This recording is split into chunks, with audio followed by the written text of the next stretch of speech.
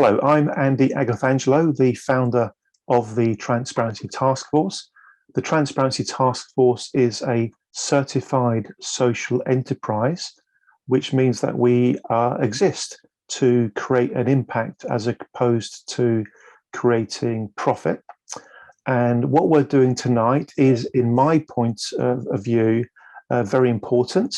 We're going to be shining a light on an issue that's been kind of in the shadows for a while, an issue that we want to get out in the shadows and into the light, because the bottom line is we believe there is a significant amount of money being lost, a significant amount of value being lost out of pension schemes, not just in the UK, but internationally.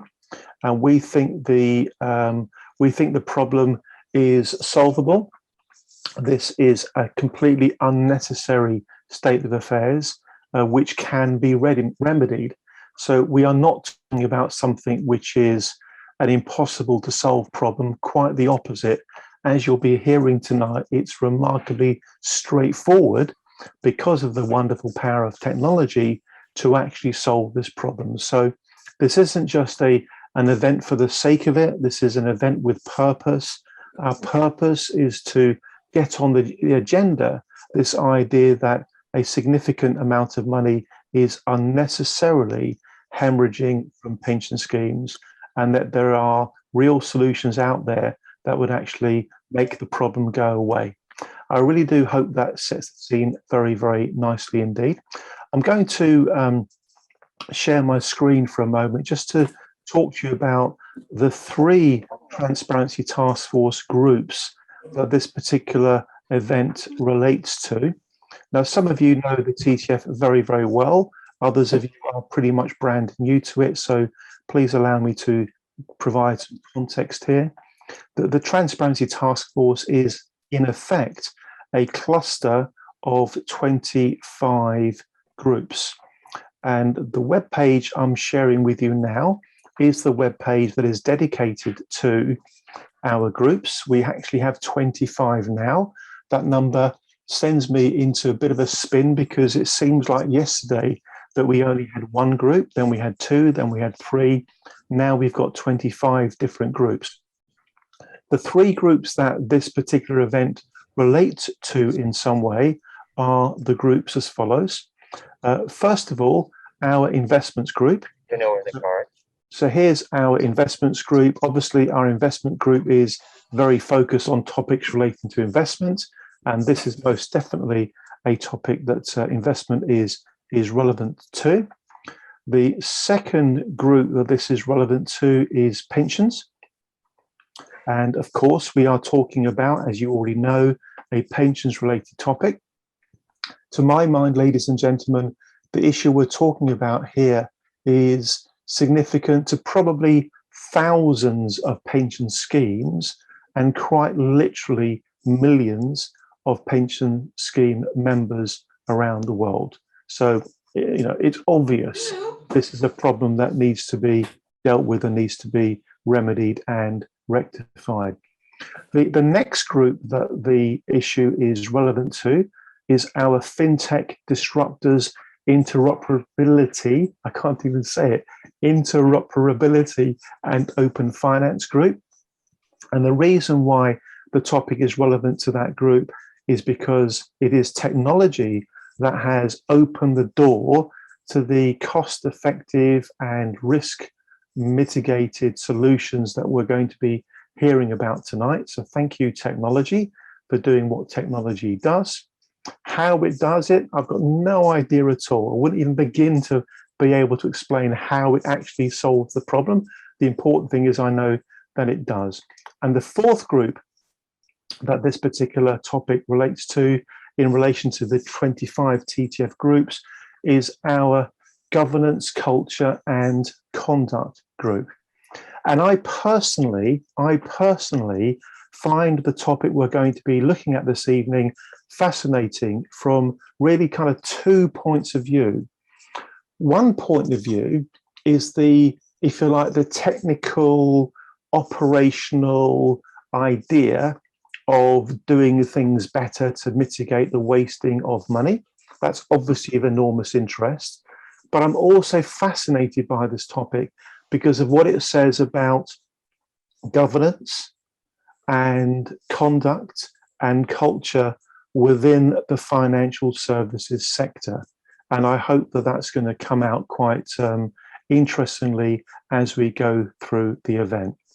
I do hope that sets the scene. A couple of quick points to me before I pass over to our first speaker, Jeff Houston, who many of you will know, but I will, of course, invite Jeff to introduce himself more fully. I'd like to also say this.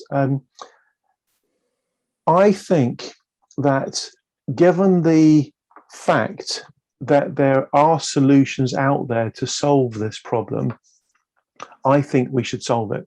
I think there should be a point in time in the future. It could be a few days from now. It could be a few weeks from now. It could be a few months from now. Hopefully it won't be longer than that, before every opportunity to stop the money or the value that's being wasted is actually taken. I look forward to a point in time when we look back and say to ourselves, crikey, we should have done it a lot quicker than we did, but we have done it now. At least we've done it. At least this problem is now being properly looked after. And I'd also like to say that we do need to look upon this issue in a future orientated way. We can't actually change what probably should have happened a long time ago. It's kind of water under the bridge. So this is not about looking into the past and trying to understand how much value has quite literally been wasted unnecessarily. Why? Because we can't really change that. What we can do is stop it from happening moving forward. And that's very much the thrust of our rationale. Within the Transparency Task Force, we want to do all we can to make sure that this problem stops being a problem in the future, even though we can't do much about what should have happened in the past that hasn't. I really do hope that sets the scene nicely. I don't think tonight's session is going to be particularly technical. It's a complex topic, that's for sure, but it doesn't need to be technical. I think we can keep it pretty high level and pretty conceptual. Yes, of course, let's all make sure we understand the issues, but more importantly than that, let's make a commitment to ourselves as a group of professionally minded people to do what needs to be done to help the problem go away. Fine, I do hope that sets the scene nicely. Jeff Houston has spoken on numerous occasions over the last few years on a range of pensions related topics.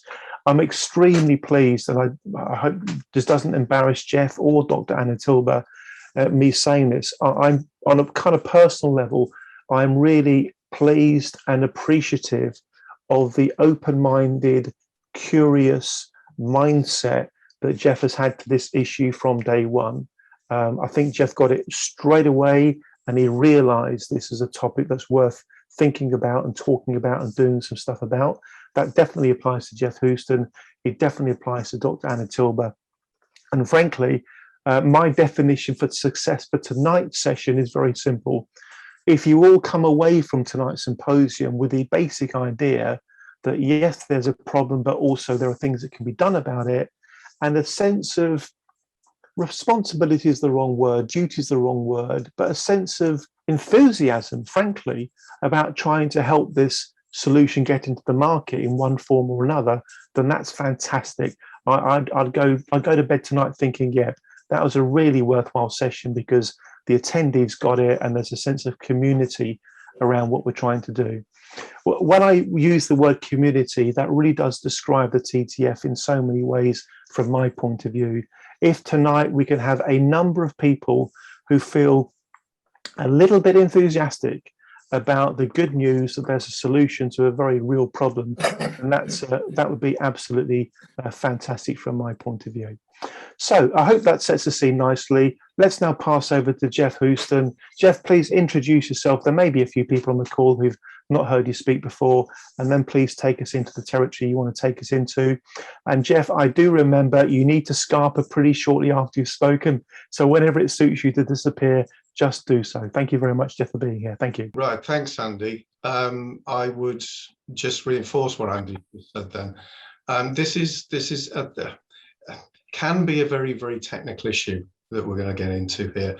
But for me, it's actually very simple. For me, as Andy's already said, this is about governance, this is about behaviour, and this is about trust. Those of us who run pension schemes have been given that trust by our pension members to look after their money as well as we can. And although this might seem a very small part of that, I think every small part goes together to make up that proper governance and that proper trust that our scheme members can place in us. So who am I? I'm Jeff Houston. I am the head of pensions of the Local Government Association, and I'm also the secretary to the Scheme Advisory Board for the Local Government Pension Scheme in England and Wales. So what does that mean? Local Government Pension Scheme, as you can imagine, is a scheme for those in local government, but beyond. Covers academy schools, universities, colleges, and lots of little organisations throughout the country, including charities and housing associations and things like that. A membership of just over 6 million, of which about 2 million of those are active members, and assets of around £300 billion. So it's a significant scheme run in England and Wales by 87 administering authorities. So there are 87 different funds, but all together they add up to about £300 billion. We're an open scheme. We're an open DB scheme, one of the few open DB schemes. And therefore we have quite a lot of our money in equities. And that's important because it's important for this particular topic. Now, I'm not going to talk for too long. I'm just going to give you an introduction as to why we got into this, why we started talking to Andy about it, and why we think it's important. And then I'm going to hand over to Anna, who's going to go through some of the more technical stuff in terms of the kind of information that we've started to glean from the scheme and from the attitudes of those who run the scheme and the managers who we entrust that money with. The LGPS uses something like 350 different asset managers across all of our asset ranges. But the vast majority of it is held with a much smaller number, probably around 80 or 90.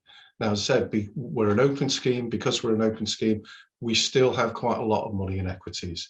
So probably just over 50% of the value of the assets are in equities, and probably just over half of that will be in passive equities. And I think when we get on to later on, certainly when Jonny's talking about this, he will explain why passive equities are an important part of this. So what is the issue that we're looking at here? We're looking at the issue of scrip dividends. And that's the point when I'm talking to the people within the LGPS that everybody sort of turns off a bit, because they all go, what on earth is a scrip dividend and why should I be interested in it? And it's basically around the point of a decision is made at that time. And that decision can affect the money that is available to the pension fund to pay pensions going forward into the future. How did we get involved in this? We got involved because Andy phoned me up, and Andy phoned me up because the LGPS was one of the first schemes in the country to get into cost transparency. We started pushing back in 2016, 2017, and we were one of the first to start to push down that road. We have our own code of transparency, which we've got over 140 asset managers signed up to, cost templates on a regular basis without being asked for it. So that's how we got into this, and this is just moving on from that. It's about finding out the costs of investing that money on behalf of our scheme members. In terms of the scheme itself, one of the most important things for us is about income. Now, even though we're an open DB scheme and we have lots of money, we also have lots of pensions. And so we are starting to move, certainly over the last few years, into a situation where we're cash flow negative. So the contributions coming into the scheme are not now covering the benefits being paid out. So investment income is a very important part of how we put the whole package together in order to make sure those pensions are being paid. We've gone down from something like £300 million a year of excess contributions over benefits back in 2015 to in 2020 we dipped under. We were just over 8 million on the negative side. So it's very important we start to think about how investment income can come in to all of that. So what we did was we went out once this issue was brought to our attention, and we went out and we asked some of the LGPS funds and we asked some of the LGPS managers whether they thought this was a problem or not. And universally, they all came back and said, either I've never heard of it, or no, we don't think it's a problem. And you won't be surprised to hear that the people who said I've never heard of it were the asset owners, and the people who said we don't think this is a problem were the asset managers. So we wanted to dig a little bit further into that. And that's when we asked Anna to come along and actually look at some of the information that we'd done in a survey out to all of our funds and managers to see what they actually thought about it, what was in place, what structures were in place, what processes were in place to try and make sure that this was being done properly, but not only done properly, but done in the knowledge of the asset owner. Is the asset owner even aware that these things happen? Is the asset owner aware that decisions are being made on their behalf? And is the asset owner any part of that decision-making process? So Anna will talk to you in a minute about the results of that survey and what that showed. But I think one of the things that we really do need to get a handle on when we talk about this is in aggregate, yes, this can look like an awful lot of money, but in each mandate, or potentially within each fund, it's not a tremendous amount of money compared to other things. So compared to making the right decision about which asset you're in, about your strategy, about ESG, about tax, about picking the right manager, it will probably not come high up on the priority list. So one of the things that we do need to think about is how do we get this up that priority list? Because it's not necessarily a massive amount of money compared to those other things. It's not going to make a massive difference, neither is it going to break the bank, but it is an important thing. So one of the things that we are looking at is, first of all, to say, how big a problem is this in terms of cash? So what we've done there is we've gone and asked a couple of the LGPS funds to provide some data, which the guys who are going to be talking later on, Jonny. Oh, there's thunder. Can have a look at that data and see within the LGPS exactly what kind of money we might be talking about if different decisions were made in a different way. So that's the first thing that we're going to do. And then the second thing that we're going to do is think about how that should impact in terms of manager choice. So is this less of an issue about cash and more of an issue about manager behavior and how that makes you feel about that manager? Is this about, is my manager actually listening to me? And even if they are listening to me, do they actually care what I'm saying? So those are the kind of things that we're thinking about in terms of how to raise this up the priority list for LGPS funds out there. It's a big number in aggregate. It's a much smaller number when you look at each individual mandate, but personally, I think it says a lot more about the relationship between the asset owner and the asset manager. I'm going to stop there. I'm going to hand over to Anna. Anna's going to talk to you about the survey that we did and the results that came out of that and some of the conclusions that we reached.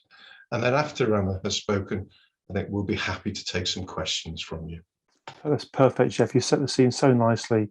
Anna, over to you. I've got your slides if you need me to share them, or of course, you can share them yourself. You are That's fine. enabled. Thank you, Andy. I will share my own slides. So hello, everybody, and thank you, Jeff, for introducing me. My name is Tilba. For those of you who don't know me, I'm Associate Professor in Governance in Durham University Business School. How I got up with this project is I have, for many, many years, have been researching pension fund governance, particularly relating to investment, and particularly relevant to this group has been my work with the FCA on cost transparency of costs and charges. I was one of the academics who's done a bit of help with the asset management, and that's how I got interested with costs and charges.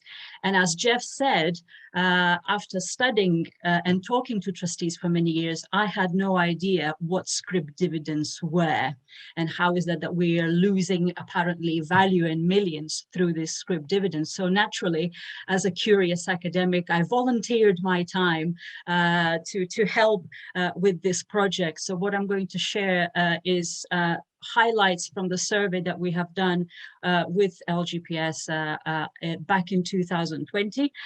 So it was just before the pandemic. So I will just share my slides now. So a little bit of context and background. So as Andy said, we are trying to understand how can we improve value for money for pension fund trustees and for pension fund consumers. What is this scrip dividend? A little bit of, this is how I understand this. Asset managers have a fiduciary obligation to maximize value for their beneficiary owners. For me as a member of a pension fund. So asset managers make decisions on corporate actions such as scrip dividends. These are right issues, tenders, and mergers. So in a specific example of a scrip dividend, shareholders or asset managers can choose to either receive a dividend of cash or in additional shares in the company. So when they make that decision, either to take cash or additional shares, you can pick, sometimes you can choose a right in a right way, sometimes you don't choose in an optimal way. So this is where the money gets lost. This is where the value gets lost, because some of these decisions are not being made in an optimal level. So what does it mean for pension funds? Obviously, trustees may not be aware of the potential value that's been missed on their behalf. And obviously, as a member of pension fund, I then lose out because my pension pot is getting smaller. Even if a little bit, it still matters. So there's a potential loss of value from suboptimal decisions. Obviously, if we talk about governance, there are issues with due diligence. So if trustees don't know where the value is being lost, then it's probably not a good governance look. And maybe there is even potentially legal liability risks in terms of fiduciary duty of acting in the best interest or doing the very best for the scheme members. So these are the implications, the biggest governance implications for trustees. So because there's a new issue, I didn't know about it, and I'm sure many trustees didn't know about it. We decided to have a little data gathering exercise and did a survey back at the end of 2020. And LGPS tried to ask all the equity investment managers some questions on this topic. Our response rate was quite high, so it was very good. So we've captured the views of over 90 billion pounds of worth of asset under management. So what you will see now is death by PowerPoint slides, I'm afraid, where I'll talk you through some of the key findings about the relationship, about what's happening with these scrip dividends. So from this slide, you can see that majority of asset managers have a defined corporate action process. So they actually have a corporate action teams. They make these decisions knowingly. So 80% answered that they do have a corporate action process. Only 20% said that they do not. Now, when we talked about these decisions being informed by a client choice, in other words, do clients or pension fund trustees have a say in what these 80% do with their corporate action decisions? You can see from the overwhelming blue that 60% of the respondents said that it's not informed by client choice. Only 13% said that it's that they consider client's option when they make these decisions. When we asked them which of the best describes your co-production process in respect of scrip dividends, you can see a picture where 53% said that they assess which option to take, either stock or cash, and they assess whether each provides a better value. So that's really good. However, 26% said that they have a default route. So either they go only for stock or they go always for cash without considering which one is the better option or consulting clients. So marginal responses, other or non-responses on this question. So when we asked about which of the processes describes the checking elements, so once they try to understand which one is a better option, sometimes if you choose cash, as I understand it correctly, and Sander, I'm sure will correct me if I'm wrong later on, what's the process of checking which one is a better option? So 40% of asset managers said that they had no check of this decision. 20% said that there is a check by a corporate action team and maybe referred back to the further reconsideration. So maybe cash, or maybe we should say scrip options instead. So 26% said that this decision is checked by another manager with the firm, might be referred to or reversed, or decision is basically changed. So this is the picture, and we've got a purple element, which is unknown, no answer to this question.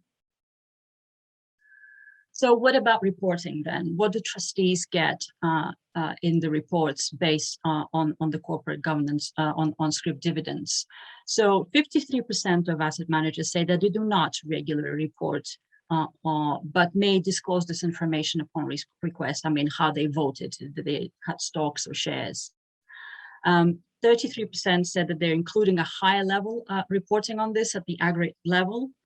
And 13% said that they report in detail about how they made decision and what was the outcome. So only a small fraction of those asset managers actually provided insightful and meaningful information on this topic.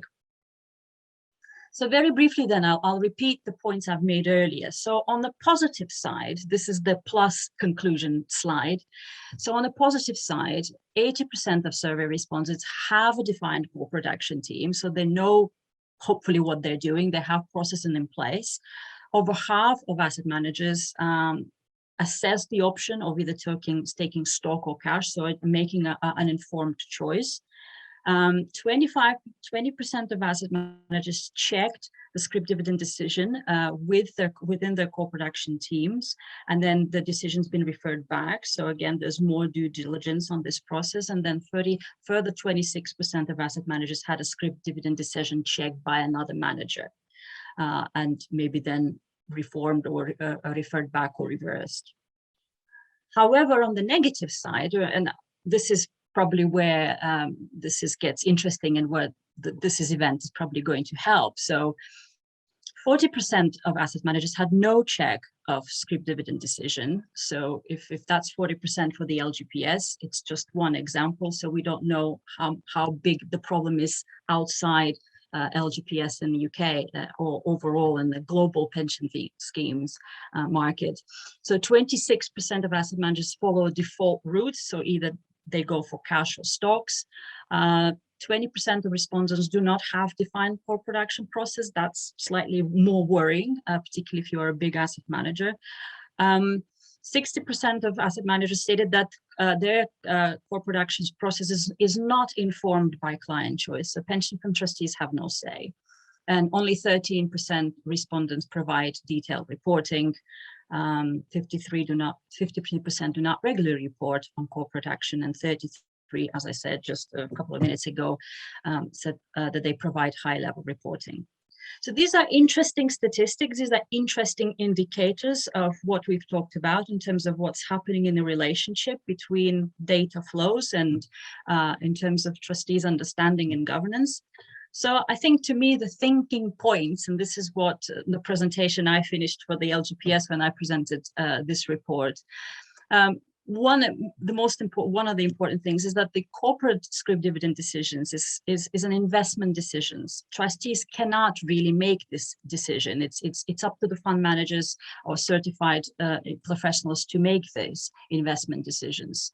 So therefore, only those with the ability to make an investment decision can have an impact or final say.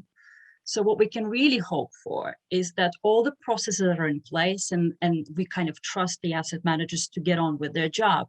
However, one of the interesting things is there's a bit of a dilemma that even though on paper, it might look like all processes being checked and governance processes are being followed, we might still lose a little bit of that value through having either default routes or just not consulting or not thinking maybe carefully about these decisions. That's where the value is being lost. So questions to think about is, do trustees want to be informed? I think the answer to that is yes, and have a say. Do trustees want reporting? Scrip dividends, as we said before, is not a top priority for asset managers. They're not a service differentiator because, as Jeff said before, it is a marginal, in their eyes, a marginal amount. But as a saver, as an investor in pension myself, and considering the current situation of pension fund deficits and liabilities and hardships, I think every opportunity should be used to kind of save money and add a little bit of value where we can, particularly when technology allows us to do this. So I look at it really as a hygiene factor. It's like, look at comparethemarkets.com. You click electronically and you get more value. So it is a really an operational issue. It is a hygiene issue for me, and it's also an ethical issue for acting in the best interest of the client. So I'll stop there because that's the end of my presentation. Stop share. Here we go. And I think all the hard questions are going to be directed to Jeff, and he's going to probably tell a little bit more of what's been done before, because I think these conversations are still happening on trustee boards. And I think at LGPS level, at least trustees are now aware of what this scrip dividend issue is. I'm not sure about the rest. Thank you very much. Anna, thank you so much. And Jeff, thank you also for your session earlier. That was excellent. You really have set out the landscape very, very clearly indeed. I suggest we go to some Q&A now, if that's okay, and then go back to Jeff and Anna for any sort of further insights they want to share in terms of what's happened since they carried out that research exercise. I can see that Robert Davies has put his hand up. We really do have quite a cross section here tonight. We've got, you know, very, very experienced streetwise investment professionals. We've got professional trustees. We've got members of pension schemes. It's a very broad cross section. So let's all do what we can to use language that everybody's going to understand, and let's try to keep it as simple and conceptual as we possibly can. Mr. Robert Davies, lovely to see you, sir. Please take a moment to introduce yourself and then share with us your point or your question. Thank you very much. Yeah, I'm Rob Davis. I run a small passive investment fund which doesn't use market cap, but it uses a fundamental measure. I'm a little bit perplexed because the presentation was interesting, but it didn't quantify the amount of money being allegedly lost. And I'm unclear as to where that money is being lost, because decision on taking a scrip dividend or a cash dividend depends on the subsequent evolution of the share price, whether it's good or bad. And we know from efficient market theory, no one knows what share prices will do in the short term. We know the long term, share prices go up, but a large part of that is because of reinvested dividends. So it makes sense to take the cash and reinvest them. So I'm struggling to see what the basis of the argument is. Okay, thank you very much indeed, Robert. It might be that Jeff or Anna or Sander or Jonny want to pick that up. So what Robert's basically saying, what actually is the basis for the potential for there to be lost value, and in light of that, how can that be remedied? Jeff, Anna, Jonny, Sander, who'd like to pick up on that one? Yeah, since it was my presentation, I think I'll ping the bong to Sander, who can probably put his report into the chat box, where they've produced calculations of the actual value being lost globally and in UK. What I can say, it's from their report, the white paper is millions and billions. Sander, please elaborate on this, because I don't want to get into numbers. Thank you. That sounds pretty sensible. So, Sander, if you can come in at this point, that would be good. And please take the time. We're not in any rush, Sander. So please take the time, first of all, to introduce yourself, perhaps share some of the background, and then deal with the quantum issue that Rob Davis has raised. Thank you very much. Sure. Hi, everybody. This is Sander, and I hope you can hear me. We were traveling this morning, but our flight got severely delayed, so we're still in transit. So apologies for that. Yeah, just to sort of quickly come back on that question. So there's 2 points: the total value being missed in scrip dividends, and we've got data going back all the way to 2011, is roughly about $1.1 billion every year. Scrip dividends is a small subsection of the total corporate action space within equities, and based on our data, the total missed value on an annual basis within equities corporate actions is roughly $10 billion. So it's a big number. It's not a small number, and even in smaller pension schemes, the number over time is still significant. Now, in terms of how you get to these numbers and why it's really lost value, it's sort of the concept is quite simple. If you look at the scrip dividend, you can choose between cash or shares. Now, the moment that you have to make your decision between cash or shares, that is usually 3 or 4 weeks after the price for the shares has been set. So what will happen is that at some point the price for the shares is set. So you know how many shares you're going to get. You know what the cash dividend is going to be, but you're not asked to make an actual decision for another 3 to 4 weeks. During that 3 to 4 weeks, the cash dividend obviously doesn't move, but the stock dividend does move because the stock price moves. Now, given that these are all very liquid assets, we're talking about the big companies in Europe and the UK. What should happen if in that 3 week period, the share price goes up, but you don't, as an asset manager, want to increase your position in the underlying company, what you should be doing is still go for stock, but immediately sell those shares in the market, with a result of receiving more cash than what you would have received if you'd taken the cash dividend. The other way is exactly the same, right? So if you wanted to get shares, but the cash dividend is worth more, what you should be doing is take the cash dividend and use that cash to buy the shares you wanted, which will then leave you with some excess cash. So that's sort of, in a nutshell, how it works for scrip dividends. For other corporate actions, it's exactly the same. We're not talking about, let's say, the investment decision side. It's still up to the manager to decide whether or not they want to increase their position in the company or not. But what they should be looking for is, given that it's basically trading with hindsight, because you know what the prices are when you make the decision, you should make the right decision and just monetize that decision into what you actually want. And that's how you get to that lost value. And that's being missed every time. There's just one thing that I would like to add also to what Anna was saying before I forget.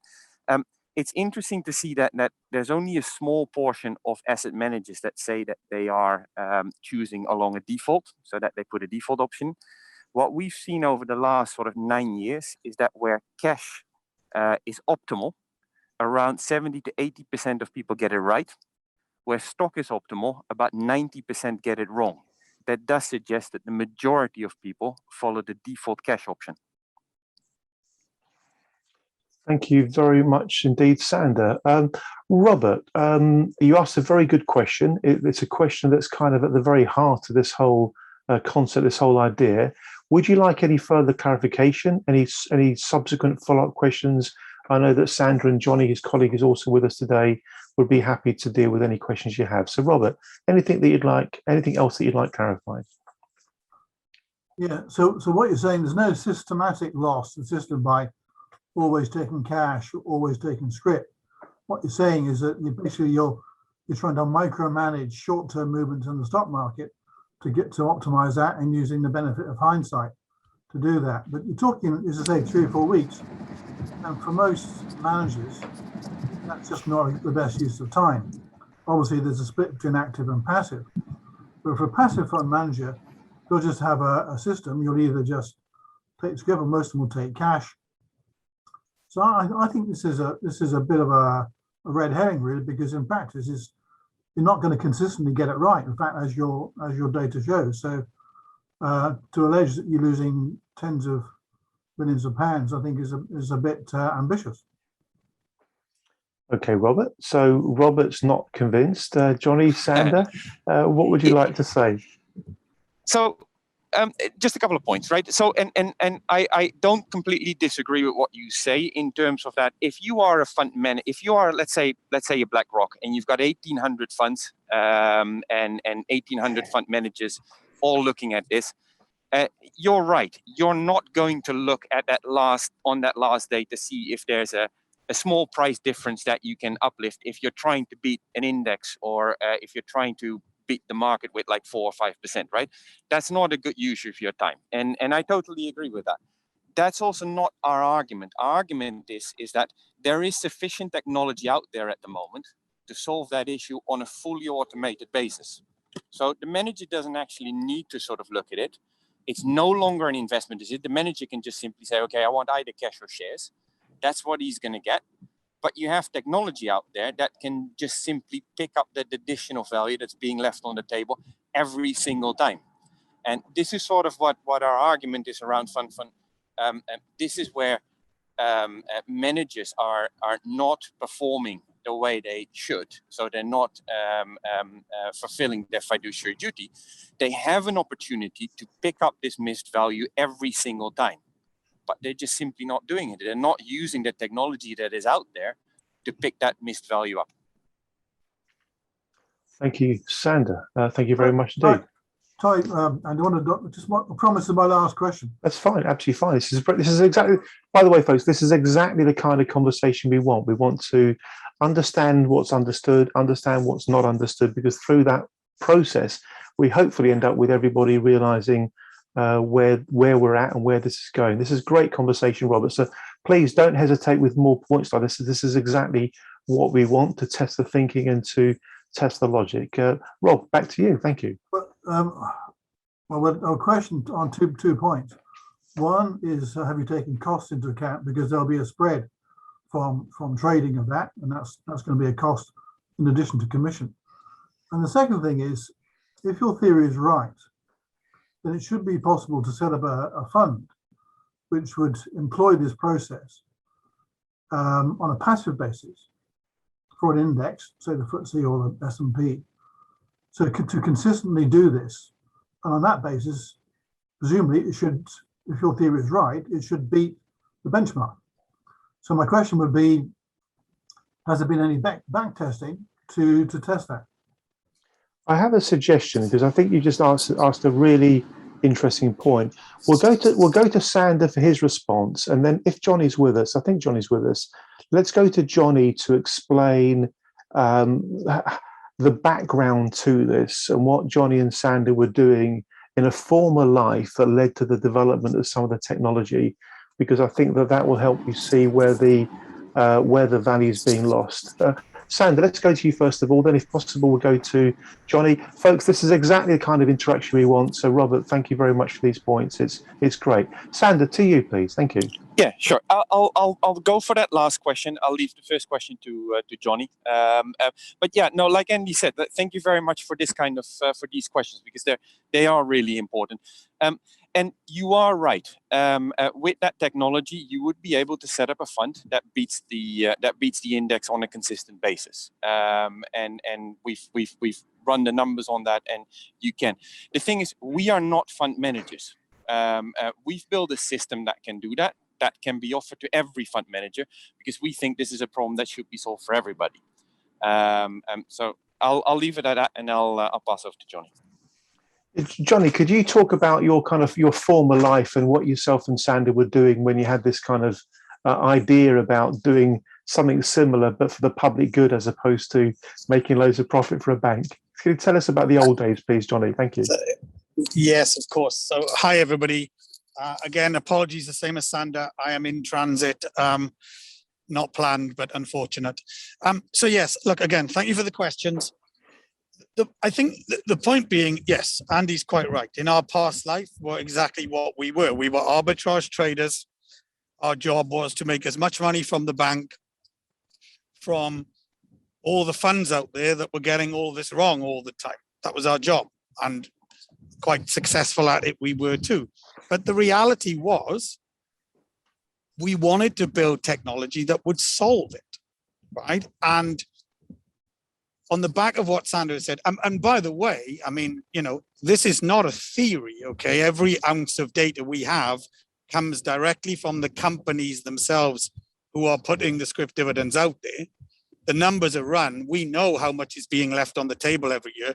It is not a theory. It is happening. Now, the point of that is that we have been showing this problem to the market for nearly 10 years. The problem is, on scrip alone is $1 billion.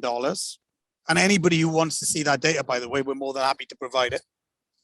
Across the board on the voluntary corporate action, it's more like 10 billion, which means in the 10 years we've been showing this, that is $100 billion has been left on the table that natural technology could solve. And the technology is there to solve it already. And so whilst there is often a pushback as in, yes, but it's not a great deal of money and, you know, managers could be using their time in other ways. I agree with that. I don't disagree with it at all. But on the opposite side, suggest solve it then. If it's not an issue and it can be done, just solve it. It's fine because the technology is there to do it. And realistically, over 10 years, we shouldn't be looking at losing $100 billion. Whether anybody thinks that's a small number or not, that's $100 billion. And so, you know, it is important, and that's what should be done. And I am just going to say one more thing, Andy, if you don't mind. Yeah. From the data that we've seen from Anna, which Anna, thank you very much indeed. That data is always fantastic.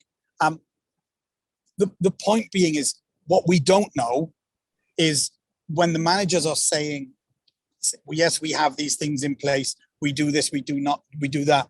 Until we can marry the data up against what they're saying, we cannot tell if what they're saying is actually truthful. I'm not saying it's not truthful, but I'm saying the data would show that down to the final dime of whether what they're saying their actions are actually being followed through in practice. And I think that's quite important. Thanks, Jonny. Very, very interesting indeed. Can I just jump in for 1 second? Hi, guys. This is Shiv. I work with Sandra and Jonny.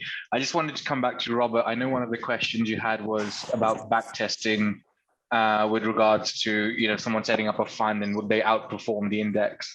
And based on our data, kind of on average on the FTSE 100, if you got the risk value wasn't lost compared to the decisions that people have made for the whole market, there's about 1.5 basis points of the value of the FTSE based on backtesting, just to give you an idea kind of the numbers we're talking about, just for scrip dividends, by the way. Obviously, when we look at the kind of wider gamut of corporate actions, that would be significantly larger. Thank you, Shiv. Thank you, Jonny. Thank you, Sander. It really is very interesting stuff. One way I try to understand this, and I'm definitely not a technical person, anybody who knows me knows that, I take what Shiv has just said there and I say to myself, that's like there being 1.5 basis points of unnecessary friction in the system. You know, unnecessary friction that's sapping energy, or more accurately, sapping value from the system. And it's possible through the technology for that friction to be managed out of the system. So why not do it if you could? You know, it's one set of circumstances completely if there wasn't a practical, cost-effective, risk-mitigated way of taking that friction out of the system. You know, that's a headache that's difficult to solve. But if there is technology that does it, then why on earth wouldn't you do it if you're either going to end up exactly as you are now, in other words, not better off or worse off, or quite likely to be better off? If you're in a no-lose situation, why wouldn't you put it there? Let's go back to Robert, because Robert, I know you well enough to know that you're a very experienced, competent fund manager. We've known each other for years. So the questions you're asking are so kind of incisive. It's almost like a perfect role play, so to speak, in terms of bringing these issues to life. Robert, one more question from you, if you can think of one, please, and then we'll go back to Jeff and Anna for them to kind of overlay on top of whatever Sander and Jonny and Shiv have so far said. Robert, can we have one more from you, please? It would be great if you could. Yeah, the data from Shivash, 1.5 bips, that's not really very much. I don't know what the trading costs for a passive fund would be, but they're not going to be a lot less than that. So you might be half a bip or something. A 1 basis point, actually, that's not going to get a lot of people out of bed in terms of outperformance of an index.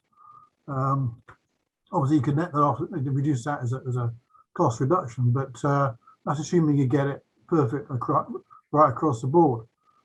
So, I mean, I know 1.5 bits sounds a lot less powerful than a couple of billion, but that's the way that the market runs. So I take your point, but it seems to me that the frictions would actually eat up a lot of that.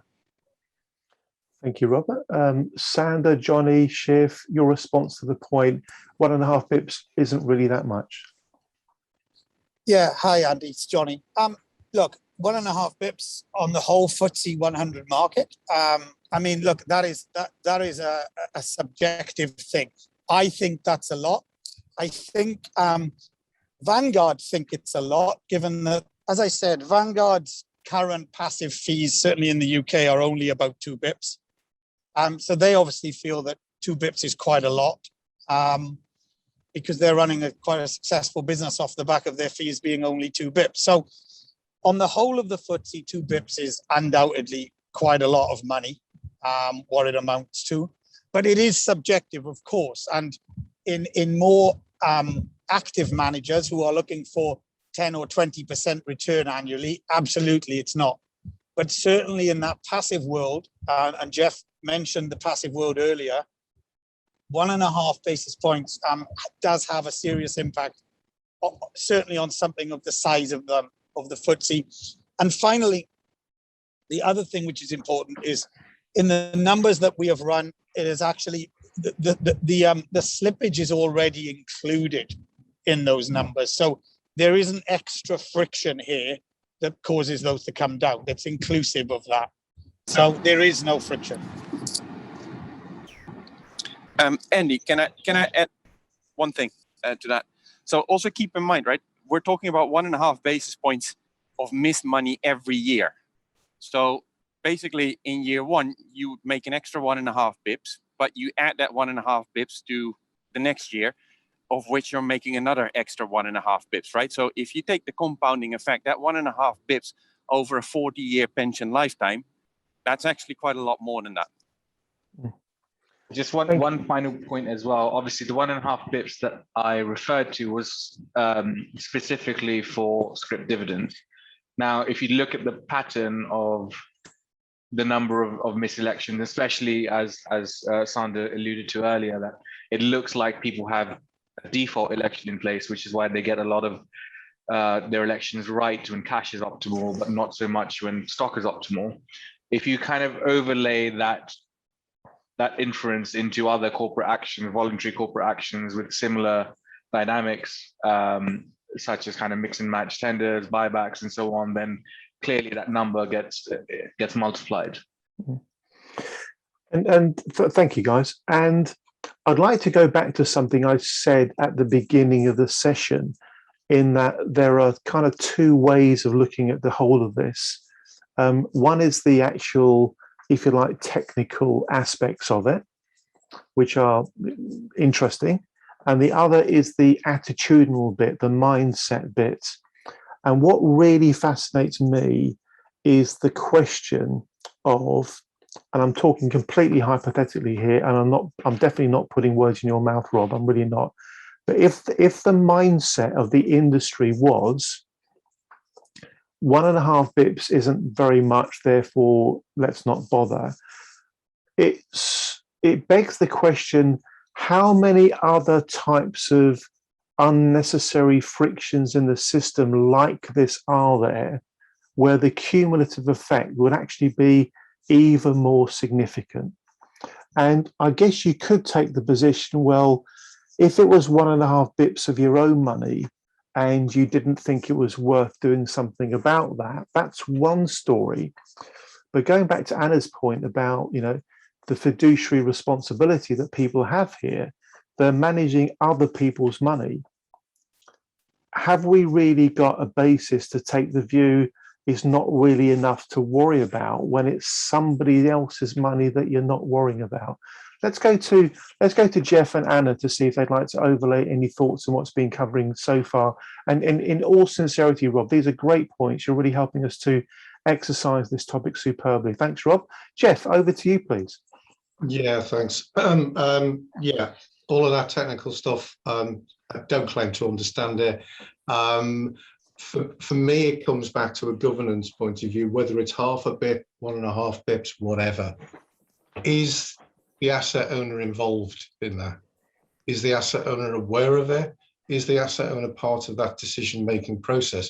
Because it may well be that, absolutely right, Rob, the manager is going to come back and say, it's just not worth my while. Even with this technology, it's not worth my while because I'm concentrating on making you value somewhere else.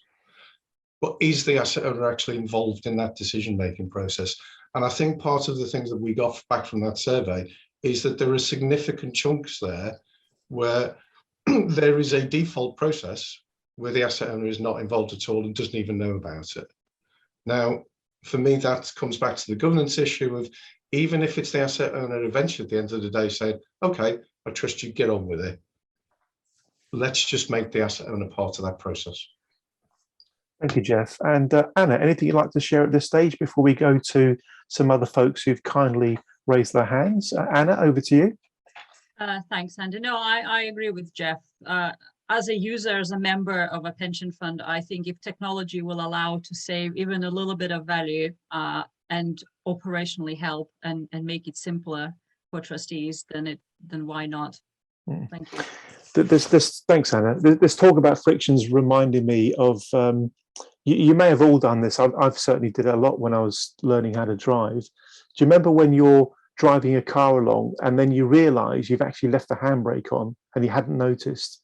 And then you kind of let the handbrake off and all of a sudden the car kind of lurches forward a little bit because it's now no longer got the friction it had before. I don't know if you can remember that sensation or if you can kind of relate to what I'm trying to say. To my mind, I'm a simple conceptual person. I think the pension industry is driving around with a handbrake with a few notches left on. We just need to press that button in and let it go down and then off we go. Needless friction disappeared. Let's go to Mr. Paul Hewitt. Paul, please take the opportunity to introduce yourself. We're good for time, so there's no rush here. Paul, please tell everybody a bit about yourself and what you'd like to say. Thank you. Thanks, Andy.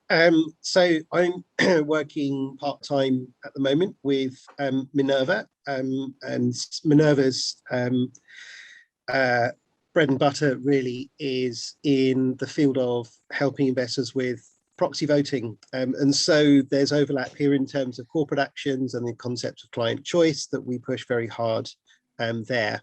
Sort of more personally, I've also been on an LGPS advisory board at administering authority level. And so this idea of the trustees or members of the investment committee having an awareness of this issue to begin with is really attracting my attention as well.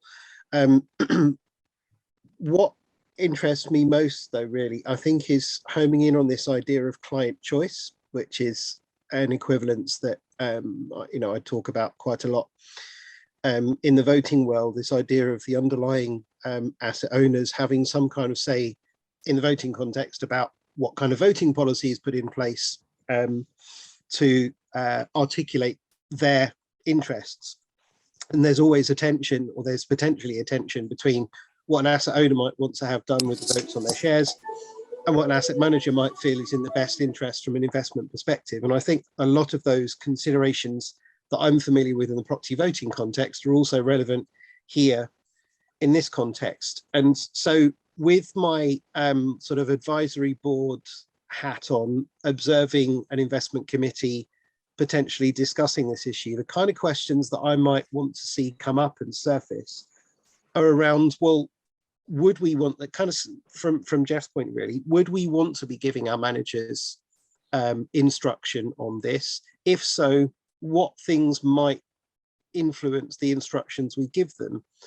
And from an investment returns perspective, if you've got in your investment strategy a deliberate mix of different investment styles, you might legitimately tell one manager to say, we need you to get cash, another manager to say, we want to see you prioritize shares and the returns. And I think there's a lot of investment strategy specific considerations here that from a fiduciary responsibility perspective actually might trump the pure what's the best return play case by case, which I think is an interesting additional set of considerations. So I suppose, speaking to Anna's slides, I'd be interested to know a little bit more about, well, clearly this is an issue that hasn't really surfaced too much in considerations, but what expectations there might be in terms of working these considerations into manager searches, manager research from the investment consultants towards their clients as well. When I started talking, I didn't know if I was going to surface onto a home in on a question or not, and I don't think I really have, but hopefully I've thrown some interesting discussion points in to work with. I think you have, and I've never really thought about this from the perspective you raised these issues. That this is like the sorts of governance questions that, I know you well enough to know, Paul, that you deal with quite routinely in the kind of your stakeholder engagement space and the participation in the voting space and so on. I'm going to very bravely, I'm going to stick my neck out and see if I can answer part of your question. And then after I've made a complete mess of it, Sander, Jonny and the guys will sort me out. As I understand it, but please, for goodness sake, guys, put me back in my box if I've got it wrong. The way the solution works, it's not so much about the decision between should you have taken shares or should you have gone for cash. It's kind of agnostic in that way. Yeah, it doesn't really kind of care. What it actually does is it optimizes whatever the decision was that you made. So let's say you went for stock, you would simply get more stock as a consequence of this bit of tech than you would otherwise have had. If you'd gone for cash, you'd have ended up with more cash than you otherwise would have had, which is why when I very first found out about this, I thought, this is a no-brainer. Why on earth would you not have more of what it is you wanted? And that's what kind of took me down this journey of being frustrated that the industry just hasn't really kind of embraced this yet. That's my pretty useless comment there. I'll now pass to Sander, Jonny and co to pick up on that point and then hopefully deal with some of the other points you very interestingly raised for us. Then we'll go to Michaela, then to Cital, then to Philip Medicroft. Jonny, Sander, guys, jump in. Yeah. It's like a conversation around the kitchen table at home. So just feel free to muck in as you wish to. Thank you. Hi, Andy. Yeah, so look, it is a great question and it is one that needs to be answered. And thank you very much, Andy, because you answered it perfectly. So we've obviously been working together long enough now that your understanding is fantastic. And so, yes, you're absolutely right. The decision-making should always remain with the manager, without a doubt. It's not there to say you should do something different. What it is there to simply do is to extract the best value while still allowing you to take whatever decision it is that you want. That's what the technology does. That has been confirmed by the FCA that this is not investment decision-making technology because it doesn't make a decision at all. It simply picks up the extra value that's available while maintaining the decision at all times. The one thing I would say in terms of the question is, for trustees, etc., and people who are not the managers, I think that what their decision or what their questions to the managers should be is there technology out there that could help you do your job. And, and I'm not saying people are doing their job badly, but it comes back a little bit to what was said earlier. It isn't priority. We understand that it's not priority, but it would help bring more money in. So the question for the trustees, etc., to their managers is there anything that you could use that would help you do the job even better than you're doing it today? And if the answer to that is yes, what you would expect the trustees to say is, okay, that's the type of thing we would like to see you use. We're not telling you how to do your job. We're just saying, if there is things that can make it even better, even easier, then you should definitely be looking at them rather than asking the underlying trustees, etc., what decisions to make, because that is the job of the manager, for sure. Thank you, Jonny. Would Sander or Jeff or Anna or Shiv or anybody else like to comment in relation to this particular point? I see Jeff's taken himself off mute. Jeff, over to you. Yeah, and I'm not going to disagree with what Jonny says, but I'm going to pick up something that Paul says, and it's about the involvement of the asset owner. Now, whether this is a thing about whatever decision you make, you get the best value of it. And I think that's where these guys are coming from. But I think there is a conversation to be had back around that trustee table with the manager, is to how involved am I in that decision? Not telling you what decision to make, but are you taking the time to listen to me and to understand where I'm coming from when you make that decision? And I said, the other thing for me in terms of this is that just coming back and saying that there is a significant proportion of managers out there with a default route that aren't even making the decision. They're just taking what we did last time is what we're going to do next time, and the asset owner doesn't even know about that. Thanks, Jeff. This is a lovely kitchen table conversation we're having. Anna, anything to add? No, Anna's good. So let's go to Michaela. Michaela, please take the opportunity to introduce yourself. I know you're somewhere in Canada, if I remember rightly. And Michaela, as succinctly as you can, please share your thought with us. Thank you. But of course, take yourself off mute first of all. Michaela, thank you. Yes. All right. So I'm a risk manager that evolved out of theoretical physicist. So research and data is what is my passion. I was immediately thinking that this is a wonderful subject for Anna's students, maybe for a thesis or for a research project, or a business idea, as Shivesh apparently was talking here about. So my thoughts were indeed that this begs for, I mean, how do you decide, right? If it was better this or that. It was obviously, you can do always back testing. So you can go to this fund and said what would have happened is for the last 5 years, I would have taken that decision or the other decision.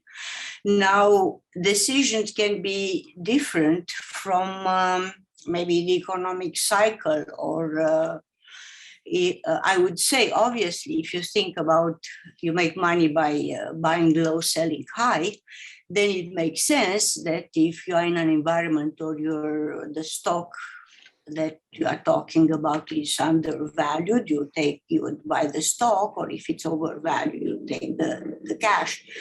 Now, probably you can use the seasonality, right? Is this usually now, are we at a high point or a low point? Or if everybody is, if most institutions are taking the stock, that means that probably it's a probability the stock will be overvalued as it's overbought.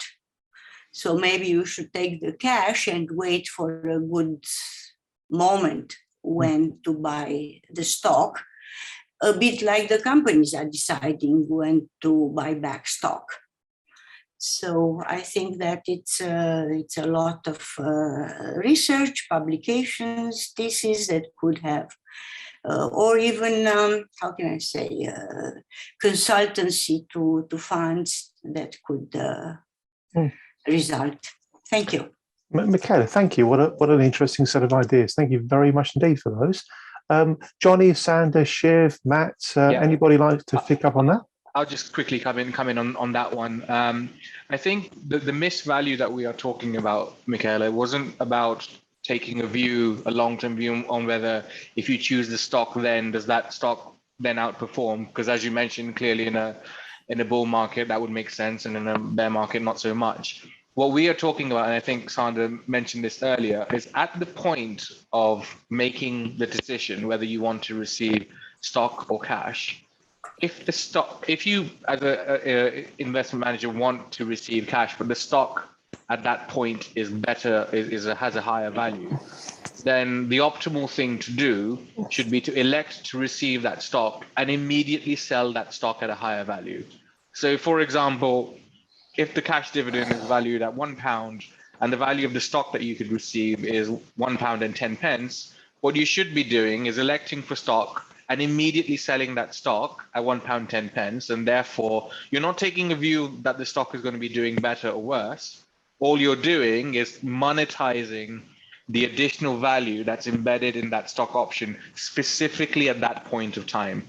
This isn't the missed value that we're talking about is in no way to influence kind of manager decisions about whether they want to be long or short the stock. This is purely about monetizing the option that they hold in their portfolio and therefore maximizing returns back to the underlying beneficial owners. Thank you, Shivesh. Shivesh, as you're speaking, I noticed in the chat you put an initial kind of written response to Rob's question about, well, you know, how much does a solution cost, was basically where Rob was going with this question in the chat. You gave a written response. I'm not sure if everyone's read it. So would you be happy, please, Shiv, to just broadly, conceptually explain the kind of the commercial side of the solution that is available? Because absolutely, yeah. I think people would be very pleased to understand how that works. So we have a technology solution that aims to basically solve this for asset managers. And the way that it works is that we provide the technology for free, and it only charges a fee if it captures additional value for the asset managers. So you would only ever pay us if the technology is used to generate additional value for the asset managers. And also, the way that the technology works is that the asset manager is guaranteed at a minimum what they've asked for. So if they've asked for a certain amount of cash or due a certain amount of cash, they're guaranteed to always receive that. The technology, in effect, acts like a safety net. So if there's additional value in the alternative option, the technology automates the monetization of that alternate option. And from the additional proceeds that are generated, only if there's an additional proceeds generated. So in our example, Michaela, where the cash dividend was worth £1 and the stock dividend was worth £1.10, if our technology captured that additional 10 pence, we would take a percentage of the additional fee profit generated by choosing the optimal election. So it works on a completely zero cost safety net basis for asset managers. Thanks, Shiv. I'm going to mention a podcast I was involved with yesterday for reasons that will become clear. Somebody very kindly invited me to speak on their podcast, and it was a lovely conversation. And the lady who was interviewing me asked me, she basically sort of said, when are you at your best at work? And my answer was basically something like, when I really feel enthusiastic about what I'm doing. And I think we're all like that. I think we're all at our best when we are enthusiastic about what we're doing. It's human nature, you know. I've had rubbish jobs in the past. I've had great jobs in the past. And the ones I really enjoyed and remembered, and when I was performing at my best, is when I was enthusiastic about it. And I make no apology whatsoever, ladies and gentlemen, for being very enthusiastic about an idea that leaves the customer better off than he or she would have been had they not had the idea, when taking everything into account. And I feel genuinely very, very enthusiastic about this. And I hope there are people in this session tonight who feel equally enthusiastic about it and help to change the future. As I said at the beginning, we can't change all the lost value that's been lost in the past, but we can stop it happening moving forward. Why wouldn't you do that? You know, why wouldn't you let go of the handbrake, slowing your car down needlessly if you realized you left your handbrake on? It wouldn't make any sense. Just before we go to Cital and Philip, we're going to go to Igor Tezinski, and forgive me, Igor, if I've mispronounced your first name or your second name. I have a prediction, Igor. When you replied to the email that I sent out to you telling you about today's event, you responded in a particular way that made me feel that this idea is something you really strongly identify with. And I hope that you become an enthusiast as I am about this idea. So having set the scene for you, please tell everybody a bit about what you do, and please tell me I'm right, that you really like what you've heard so far tonight. Please, over to you. I'm Chief Executive Officer of a fintech startup, Intellibonds, and we cater for pension fund, insurance industry, asset managers, and anything in between. Personally, I spent roughly 15 years in investment banking, hedge funds, and insurance, and to the extent pension funds as well, looking at various investment strategies and, you know, whether the pension funds are getting a good deal from the asset management industry. And I agree with Andy, for sure, they are not getting a good deal. And the hemorrhaging of value is happening in so many different ways. But I agree with Robert as well that asset managers have, you know, many other venues where they can generate much more value for pension trustees and for the pension funds in general than necessarily from 1.5 BIP extra value from, you know, the capturing something through the capturing scrip dividend through the automated action. I think, you know, if you, let's say, if you could generate, if you could lower the asset management fee by half, how much value you would generate for the pension funds? And what has to happen for that to, you know, change the position of pension funds and the, you know, the deficits which are in those? If you could just cut the value of fees you pay to asset management by half, you know, it would be not billions, but it would be like probably much bigger number than that even. And I think from my perspective, whilst I get it, this is kind of, you know, the small, nice, potentially value to pick. But when you look at the overall problem holistically, you will find that there is so much value lost in so many different areas. And I think from my perspective, the asset management fees are the biggest problem to tackle. If you can tackle that, that's probably the most value generated for the pension funds and any type of investor or any type of asset owner. That's fascinating. You've taken the conversation into a really lovely area, because conceptually, let me describe what I see when you say what you've just said, Igor. I see a bucket of water, and the purpose is to keep the bucket of water filled with water. And the bucket, unfortunately, has got lots and lots and lots of little holes in them. Some holes are really tiny, some holes are not that tiny, but it's got lots and lots of them. And you're reminding me of the conversation I had with Sandra and Jonny a while ago, when we said, you know what? We've got all these pension funds around the world. Some of them are bankrupt. Some of them are going bankrupt.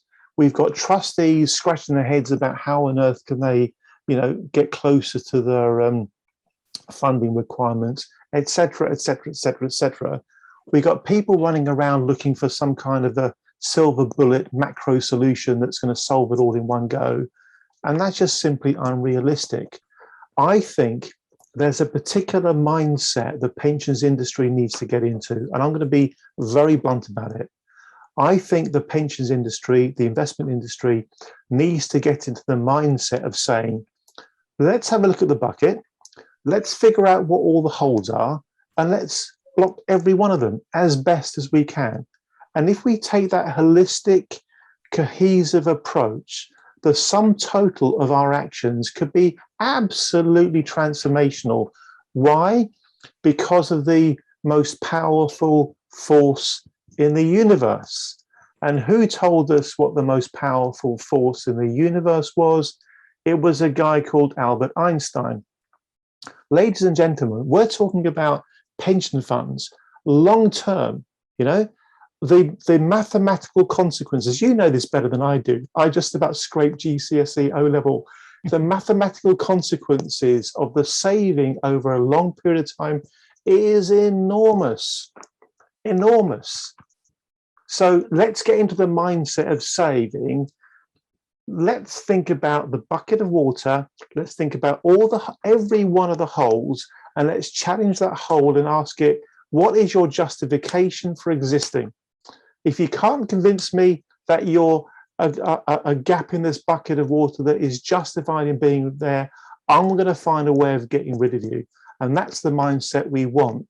And if we got onto that mindset about pensions and buckets of water, and we apply that mindset to the entire financial services industry, then rock and roll, we're going to be doing a lot of good. Thank you so much for your point, Igor. Thank you very much. Let's go to Seatel. Seatel's a lovely contributor and ambassador for the Transparency Task Force. I know you're very much on my kind of wavelength, so it's always lovely to have you at our events. Seatel, please introduce yourself and tell everybody what you'd like to say. Thank you. Hi, I'm Seatel Chima, and I have been working with the Transparency Task Force with the lovely Andy on trying to set a British standard for sustainable finance to help fund managers to fully integrate ESG, sustainability, including climate change, into their investment decisions, their ongoing stewardship and outcomes-based reporting. I also do another number of other things. But I have one comment to make and a couple of quick questions, if that's okay, Andy. Firstly, I'm going to say, wow, thank you, guys. I heard this conversation. I'm sure I've heard it at the TTF conference a couple of years ago. I think it was Sander and Jonny presenting. I've seen Anna work, so she's brilliant too. And I'm just so proud of you, Andy, for pushing this through. Because I was going to do this. I was thinking about it's really important, but I just don't have time because I'm doing everything else. So for DC clients, which I work for, there is now currently 55 trillion US dollars in pension funds. Half of that, 27.5 trillion-ish, is now in DC pension funds, particularly because in a place like the US, the predominant payment now is through your DC funds because DB funds closed 10 years ago. But anyway, DC funds are constantly being pushed into passive funds. Why? Because there's a charge cut. The stakeholder charge cut was 1%. It's gone down to 75 basis points, and the government is looking at it again. But what does that mean? I agree with whoever it was, I think Sander, who said Vanguard only charged 2 basis points for their passive funds. Others charge up to a maximum of 10 basis points. Can you imagine if you reduce 1.5 basis points cumulatively on a passive fund, what effect this would make? And I also think that active fund managers should be looking at it. I just don't think they know about it, because I've worked with plenty of active fund managers before. And this hasn't, this came up a few years ago for me. It's not something we've thought about because it's probably minute in the scale of all costs, but in the scale of fees for your pension funds over 40 years, it's huge, it's cumulative, and it's well worth pursuing. And in fact, in all the research meetings I do from now on going forward, seeing fund managers, I'll be asking them exactly about this issue. So thank you on that, guys. Number 2, quick question was, is there even more of a higher opportunity than 1.5 basis points in less efficient markets compared to the UK, for example, emerging and developing markets? Number 2, quick question is, when do you actually have to make the decision? You say 3 or 4 weeks after they've told you how much the stock is going to cost, but is it made on that particular day? Or is it more time for a price to go up or down? So then it'd be more of a risky option to take stock. But I'd be happy to take stock if it was higher, but if it's not going to be placed for another week or 2, then I wouldn't make that decision. It just depends on when do you have to say and when is it actually actioned. And number 3, to Shivas, yeah, I agree. If your stock is £1 and so your cash is £1, your stock has gone up to £1.10, you may get 10 pence back. But is there, first of all, For example, in the UK market, stamp duty, the 50 basis points, do you have to pay that? And then the transaction cost of obviously buying and selling, about 25 basis points. So we do have to think about that too. That's the only issue. But I really think it's something that everyone should be looking at, especially if it can be done for free with a percentage by these guys if they already have the technology involved in place. And I have been listening to these guys for a few years and believe it should be done. Any waste, any leakage out of a bucket, Andy, is bad news. I'm very, very conscious of costs and fees for my clients of passive, DC fund members. Yeah. So it's huge. Sital, thank you so much. You've given us lots to think about and talk about there. So, Jonny, Sander, Shiv, I'll come Matt. back on the third question quickly. So the £1.10 Sital that I mentioned was normally our technology works net of all costs. So it takes into account any transaction taxes, withholding taxes, etc., that would apply to an asset manager.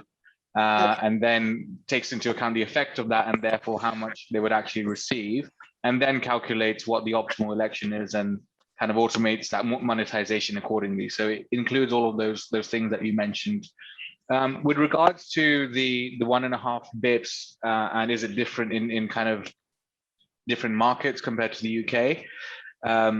It really kind of varies. So with scripts, they tend to be concentrated primarily in developed markets. We haven't seen so many scripts in the more emerging markets so far. So in Asia, for example, it's only in kind of Hong Kong and Singapore. But with the other corporate actions, such as rights issues, mergers, and so on, which are obviously very prevalent out there, what we tend to see, and this is more going back to especially our kind of trading days at the investment banks and so on, that most, especially foreign owners of that stock, so non-domestic holders, they tend to never do anything apart from default. So because they kind of hold this stock out there, it's very rare that we see them kind of actively looking at the minutiae of the corporate actions and looking into the value of the various options. So I would say definitely in the other corporate actions, the missed value would be much larger than the kind of 1.5 basis points that we see in scripts in the developed world. Thank you, Shiv.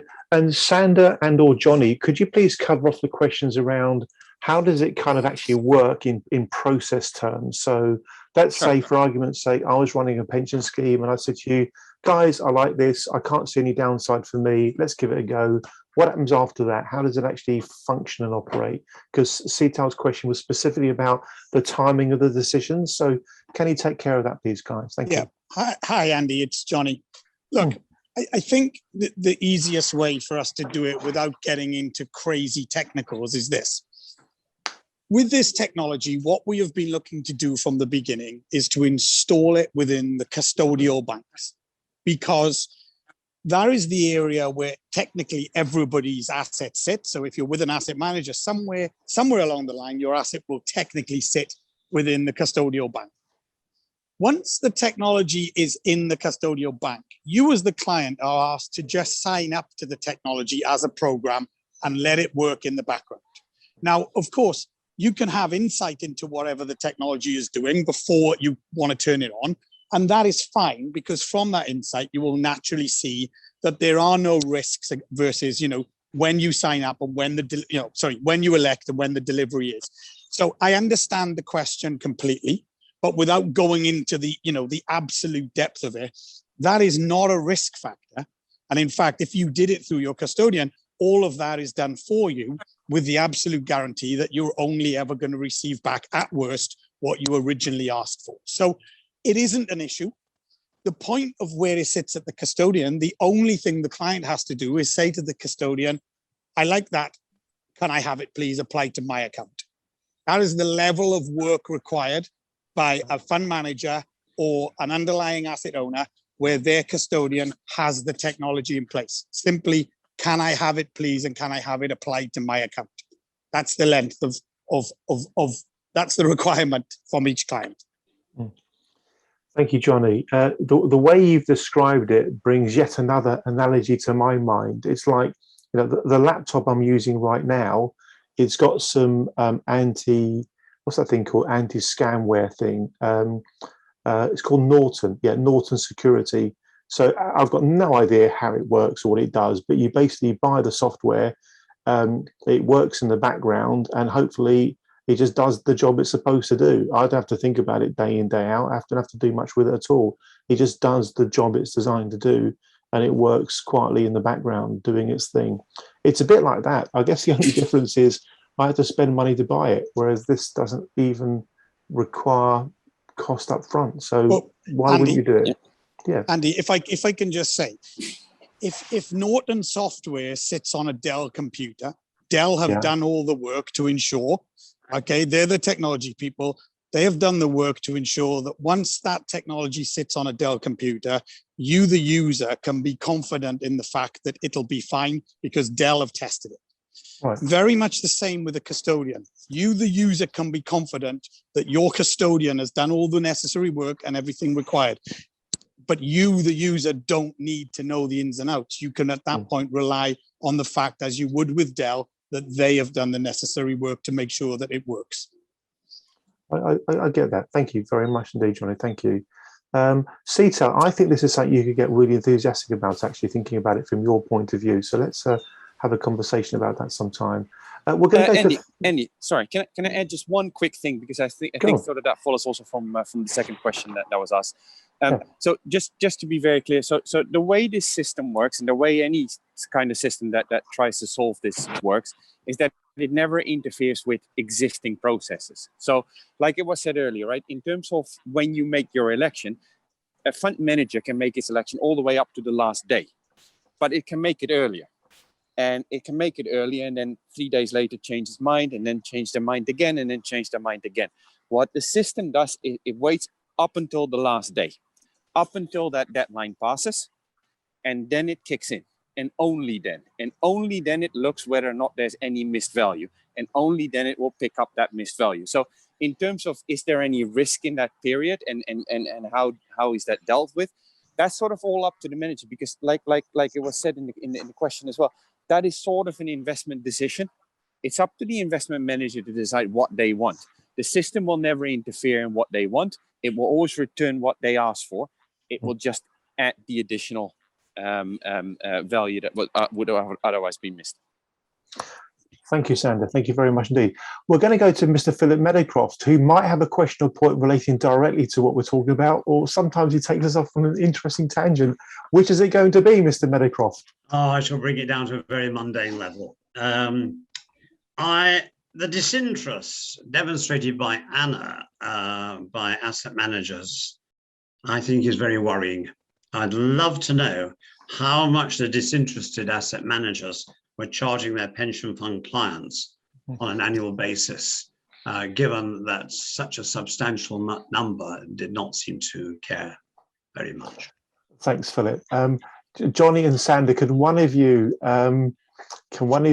let Philip and others know what the response was from one of the asset management firms when talking about the amount of money that could be saved? You know what I'm talking about. We're going to be arguing as to who can say it, but I'll leave it to Jonny.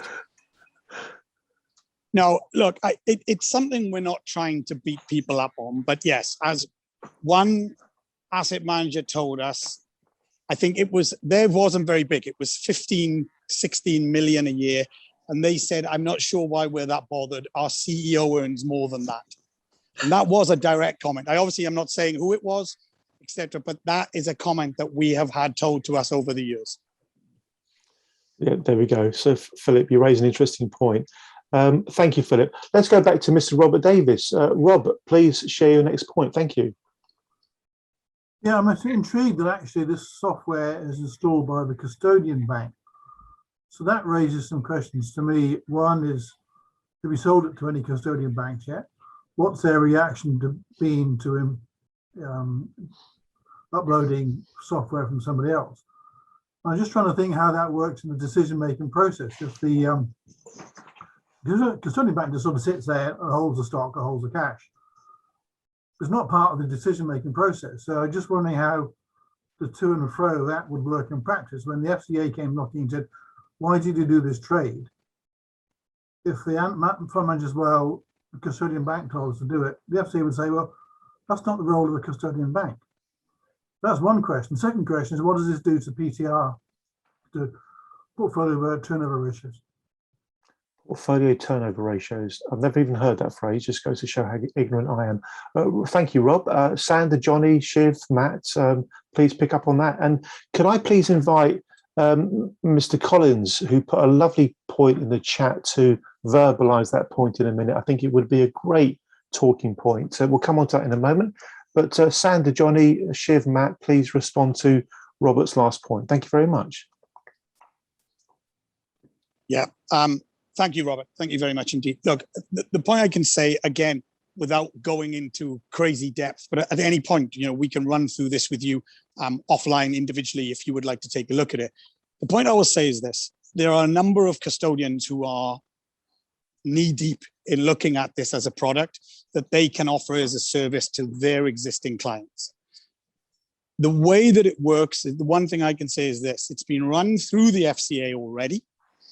The FCA have come back with full approval that in the way that this system works, it doesn't make decisions, it doesn't make investment management decisions. The FCA are very happy with what it is, as are the SEC. So, until I was to show it to you and go through it to you with serious depth, I can't tell you that today online exactly why they're happy with it, right? And it's not because it's hidden or anything, nothing hidden, it's just deep, and we don't have the time to do that today. But I will be more than happy to do it with you at a different point. And that includes the second point you made as well. This is not the time and the place, but I would be happy to go through it. But I can say it has been fully approved by SEC and FCA. Thank you very much indeed. Great. Mr. Martin Collins, if you'd be happy to, sir, could I please invite you to share your point that you put in the chat? Introduce yourself, Martin, if you can, and just verbalise your point in the chat, because I think it might make a really good discussion point around for this kitchen table conversation we're having. Martin, can you do that for us? Yeah, you caught me easy, actually. Martin Collins, 2020 trustee. So I'm an independent trustee. So yeah, just my take on this is that there's a lot of talk about value being lost, but I don't think value is being lost collectively by the shareholders. It's being not distributed completely accurately. So what happens if you don't? There's an arbitrage opportunity that some shareholders are missing, and it's a very small one overall. Not saying it's not material in absolute terms when we add it all up, but it's a small arbitrage opportunity people are missing out on. And there's a product here that could solve it. The issue is, if you don't take that arbitrage opportunity, there's just a bit more value left potentially. It's how it's distributed between shareholders, and introducing new frictional costs is not always a good thing. So I'm making the point you've also got to look at what's the frictional cost. So the people here with a solution, and they're becoming a new frictional cost. So maybe it'd be better to redesign the different system and remove the arbitrage opportunity. Is perhaps something else to explore. Thank you, Martin. Sander, looks like you want to reply to that. Please do. Thank you. Has Martin got it right? Is his way of looking at it the reality of the situation? Is there any kind of misunderstanding there? What would you like to say, Sander? What I'd like to say, first of all, thank you very much for the question, because that's a really good question, and it's a really interesting sort of point. I think that the thing is, in reality, it is actually the other way around. What we see at the moment, and we're looking at sort of outside the custodian, we're looking at potentially a CSD model, but what is actually happening at the moment is that for the issuers, for the companies in themselves, they can't get to the share dividend level that they want to get to, for the simple reason that not enough people are going for shares. Most people go for cash because that's the default. And what we see is that there's even companies out there that are offering the stock with discounts, and they still can't get to the levels where they want to get to. So at the moment, the current situation is such that the shareholders are missing, some of the shareholders are missing out, but also the company is missing out on an opportunity. So the company is actually cashing out more cash than what they're willing to do, than what they want. So it's sort of an inefficiency. There's an inefficiency, a friction in the market that is causing problems for basically for all sides. By taking that friction away, what will happen over time is that over time, there will become a balance between what is best for the shareholders and what is best for the company. And that is sort of what this will do. Thanks, Sander. Thank you very much. Martin, anything you'd like to say in response to that? I'm just trying to get to the bottom of this friction and whether it's a bad thing. So really, so what's happening here is generally shareholders are taking cash because that's really what they want. Companies would like to issue scrip because it's a free, way of raising more equity, and the shareholders don't like management doing that, so they put limits on them. This is a way they can sneak out a bit more. And what we've been told today is actually it'd be better if you were, facilitating that and then arbitraging it and spending money doing it in a complex way to make a profit out. And actually, maybe we'd be better off just saying ban scrip dividends, just ban them and save this frictional cost completely. I think one of the things to keep in mind, right, is that when we look at the situation, which is most of the cases, because of this is being the default, most of the missed value is where stock is optimal, but people still go for cash.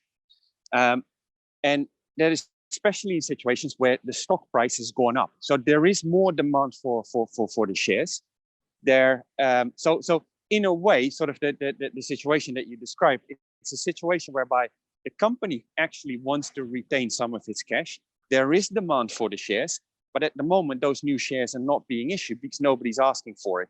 And actually, everybody is going for a default option that is worth less to them, is not beneficial to the company, and does not allow the market to pick up these new shares at a higher value. Fascinating. Also, could I just say as well, is that, as we've mentioned all the way along, this is not just scrip dividends. This is voluntary corporate actions across the board where this type of thing is happening. Now, if you want to say, okay, let's ban scrip dividends, which, look, that's not really a solution. And it's not a solution generally because it's not that likely to happen, right? But I understand what you're saying. But you would then need to say, okay, well, let's ban all voluntary corporate actions for companies because this type of thing is what's going on and it doesn't make it work very well. Which, of course, again, it's not very practical. It's definitely not likely. And so if you can't solve it through something that isn't very likely, you have to try and solve it in other ways. And that's on top of everything Sandra has just said. But the thing of saying, let's just ban them, it's happening across the board away from just scripts. This conversation is not just about that. They are just a very simple example for us to look at. It would require the market to ban all voluntary corporate actions. Yeah, and the only other point I'd also add in there is that scrip dividends are a very useful tool for companies to manage their cash position. Primarily, it's done for companies who'd like to preserve cash, and it's done. They need to have shareholder approval at their AGMs to actually do a scrip dividend.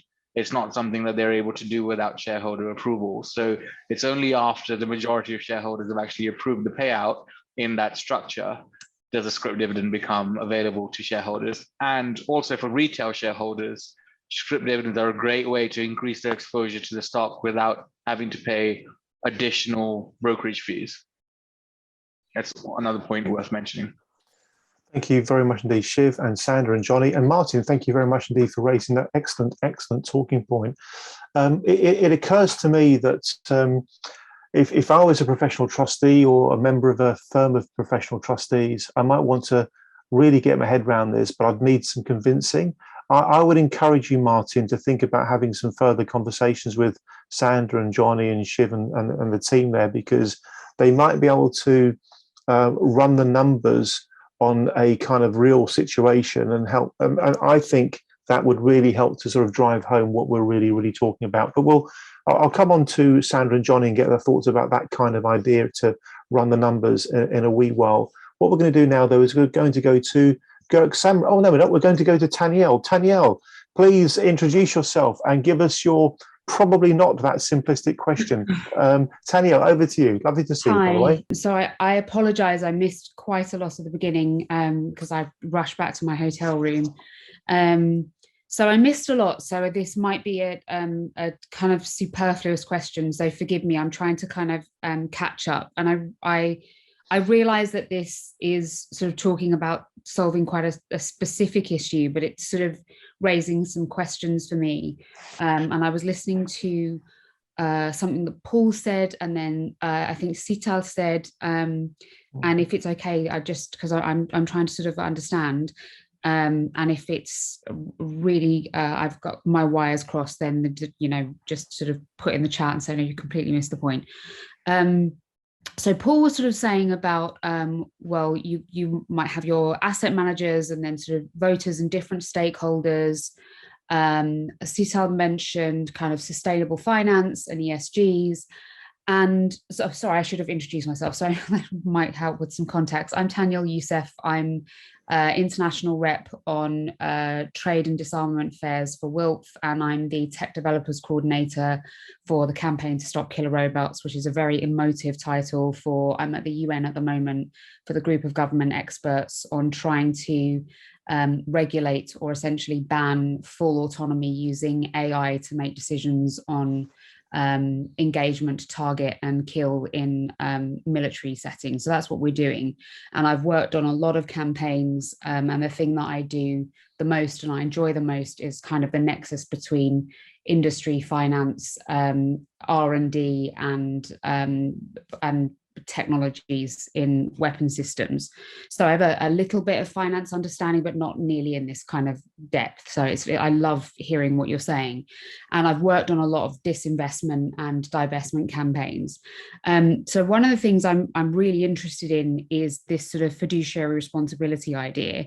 And it's interesting to me because there have been a lot of campaigns, whether it's, I mean, fossil fuels is very much in the air right now, and I think someone mentioned climate, but one of the lesser known things would be nukes. So I worked on the nukes campaign, and fissionable material, whether it's highly enriched uranium, plutonium, sort of not sort of peaceful uses, low enriched uranium is heavily regulated. But the Norwegian pension fund, you'll all know, obviously, in this area. But Deutsche Bank, immediately when we worked on the treaty to prohibit nuclear weapons, which is very, very unpopular, the UK, the US, all the big guns, so to speak, haven't ratified it. But almost immediately, it was stripped off of all of those portfolios. And Deutsche Bank took fissionable materials off of their portfolio. And it is not known for having an ethical portfolio. Whereas the Norwegian pension fund is. And the Norwegian pension fund has already said that it's about this close from taking anything dual use that could, because AI and sort of data gathering or facial recognition, driverless cars, those technologies that could end up in these weapons are already in other things, and that's the thing. But they are saying if it has anything to do with killer robots, it's such a silly name, they're very, very close to saying we're not going to invest in it. So I'm very interested in someone who, knowing that you could easily say, well, on these fund boards, there are people who kind of come under the ESG banner. But I know, because I'm in the UN with the group of government experts, there's no one there who's a fund manager. There's no one there who's in hedge funds. These people who sort of say, well, I'm a policy expert, I've kind of, got my finger to the wind. They don't know the level at which we do. They don't really have the kind of finger on the pulse, because, and I say this with absolute humility, it's just that we're in a completely different area of what's going on, just like you are. I have no idea half the things that you're talking about. It's not my area. But the pulse hits the veins, and we're way before the pulse hits the vein. I could have told you about the fact that fissionable material was going to become a no-no for portfolios before hedge fund managers would know it, because I'm in the room when it's being discussed about 6 years, 10 years before it's being discussed. Yeah. We can predict that's going to happen. So I'm really curious where your level at that kind of investment, because I want to talk to people like you and have them in an APPG in government, explaining to government, if we want to future-proof our investments so that people whose pension funds we look after, who are going to be very, very angry, how on earth will algorithms like this predict that kind of stuff, which has a different kind of level of responsibility, which is of an ethical concern and not just a kind of financial return concern, which is also going to have a financial return. I don't know if that was clear at all, because I'm thinking about 10 different things at once. And I know this is a very specific thing you're talking about return and transparency and managing dividends and all of these things, but there is another element to it, which is, well, what are you choosing to invest in, and how do you regulate that aspect of it and future-proof that? Tanya, I've got to know you well enough over the years to know you've once again hit on a really important kind of qualitative dimension to this. Again, I'm going back to that word mindset, the mindset that says, yes, let's bother about trying to save 1.5 bips through a more optimized solution to this scrip dividend problem, is likely to be the mindset that's also going to be more caring about issues such as where's the pension fund being invested. It's a wonderful topic. Tanya, I have a couple of suggestions. I think CTAL could be a really good contact for you, and I also think Paul Hewitt could be a really good contact for you as well. So with your permission, I'll connect you with CTAL and Paul. They're very much on your wavelength. I know them both very well, and I'm absolutely convinced there's some common ground that you and them can mine constructively. That would be superb, Tanya. Thank you once again for bringing such an interesting dimension to the conversation. We're going to go to Gurk Samra. Gurk, can you please, as concisely as you can, please raise your make your point? Thank you very much. Okay. Evening all. I just wanted to put my perspective on what Jonny said earlier on about the fund manager not wanting to save £16 million a year because the CEOs were getting paid more than that. Well, that £16 million, if you spread that across, maybe 500,000 people, and make that monthly contribution to their funds, at the end of their pension investment, then that would be a considerable amount of money for them. So exactly. For your average working person, if you pay an extra £5 a month into your pension fund or something, by the time you come to retire, it's worth a lot of money. So it might be a fraction of what the CEO is earning, but for the people that they're supposed to be helping, the beneficiaries of the pensions, then that is a very significant sum, I would think. So that's all I wanted to do, is just make that point. That Andy, could I reply to that, Andy? Look, I would just like to say, of course, and the point you make is the point we made, right? This has nothing to do with the CEO. This is about the clients that sit underneath, that make contributions, who don't earn $15 million a year, and do think that would be important over 40-year pension. The only other thing I would say, though, look, that was an example. That is not every company saying that, right? It really isn't. I'm not trying to throw companies under the bus here. It was an example. It was put to bed very, very quickly because it was so amazing to us that anybody would say that. But that is not necessarily all pension funds and fund managers out there who are saying that at all, right? So, but you're absolutely right in what you say. That is a lot of money when it comes down to the individual who's contributing to the fund, irrespective of what the CEO is earning. Yeah, and I think can I add just one quick thing as well, because it was sort of raised earlier as well. It's one of those things, right? We see a lot of pension funds and pension schemes that have shortfalls. Are you really going to go back to the pension holders and asking them for, like you say, an extra £5 a month, if you haven't done everything you could have done as an asset manager to utilize every bit of value out of the investments that you have on your books? Here. I find these points pretty kind of irrefutable. I think they're really difficult to argue with, because to me they just make so much sense. Maybe I see things in such a simple way, but to me that just makes so much sense. In a moment, I'm going to ask Sander and Jonny and Shiv and Matt to share any final thoughts they'd like to make. In particular, I'd like to ask Jonny and Sander to explain what running the numbers means in practice and how that would work, because we have a few professional trustees with us, and I think that they might like to see kind of hard evidence, if you like, to sort of show what this looks like in a real world for a real scheme, obviously anonymized, etc. That might be quite a useful exercise. But just before we go to Shiv and Matt and Sander and Jonny for any final points they'd like to make and to talk about running the numbers and what that means, does anybody else have anything they'd like to say? Just wave a hand at me, digitally or otherwise, if you'd like to. Looks like you're all good. It looks like you're all good. Oh, Robert, back to Robert Davis. Robert, you've been an absolute superstar tonight with your input. It's been superb. Rob, back to you. What would you like to say? Well, I'd just like to echo Martin's comments that dividends are important. And my view strongly is dividends are the only thing that keep companies honest. We've all seen our share of corporate disasters in the past, and paying out cash as dividends is just there's a one number you can actually trust in a set of accounts. So I quite understand that companies prefer to give you an IOU, a promise, in the form of a scrip dividend, but the discipline of generating cash and paying it out is what keeps companies straight and honest, and that's the biggest discipline you can ever ask for. So I was intrigued by, I think it was Sanders said, oh, there's a difference between the shareholders and the company. They're not. The shareholders own the companies, and it's up to them to invest in the company to get cash back. The situation is a rather bizarre situation, and more so in the US and here, where you have companies like Tesla that keep promising the great returns tomorrow, but just consume cash. They don't generate cash. So the dividends, I think, are vitally important. And I just wanted to congratulate Martin on bringing that point up. It's anything that emphasizes dividends and de-emphasizes scrip is to be welcomed. Thank you very much indeed. What a rich conversation we've had tonight. It's been a wonderful kitchen table conversation. That's how I'd like to characterize this, with lots of different views and lots of different insights.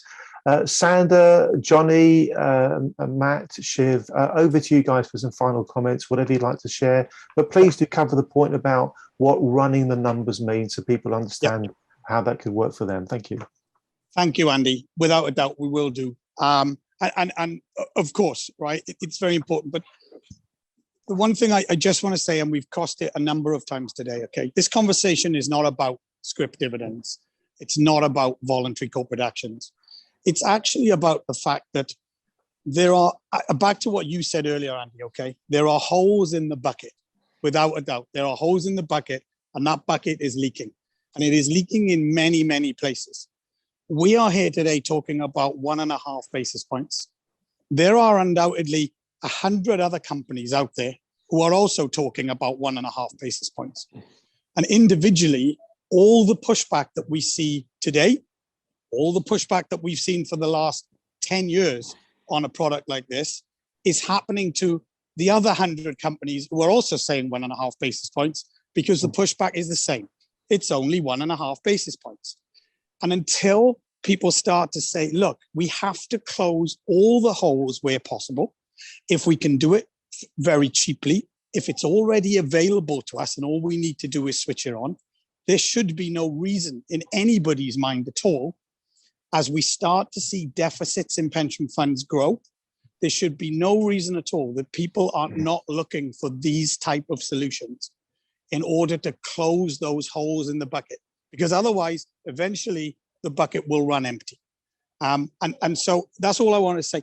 For anybody, back to Andy's point, anybody who does have interest and does think that this amount of money being lost every year is something that their fund or their pension or that company that they're a trustee of, it's of interest to them, we are more than happy to run the data for them. Now, the way we run the data is we have 10 years worth of data, okay, slightly more, actually, probably 11 now, on the scrip dividends and other types of voluntary corporate events. We basically can provide you with the data.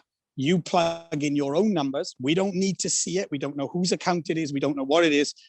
You send us the data. We will run it on a no names basis, and we will simply provide you with historical amounts to the dime of what you or your pension fund or your fund manager, etc., has been missing over those last 10 or 11 years. So we're more than happy to do that for anybody who would be interested. So then you start to get a feel for how much is being missed in my pension fund, how much is being missed by my asset manager.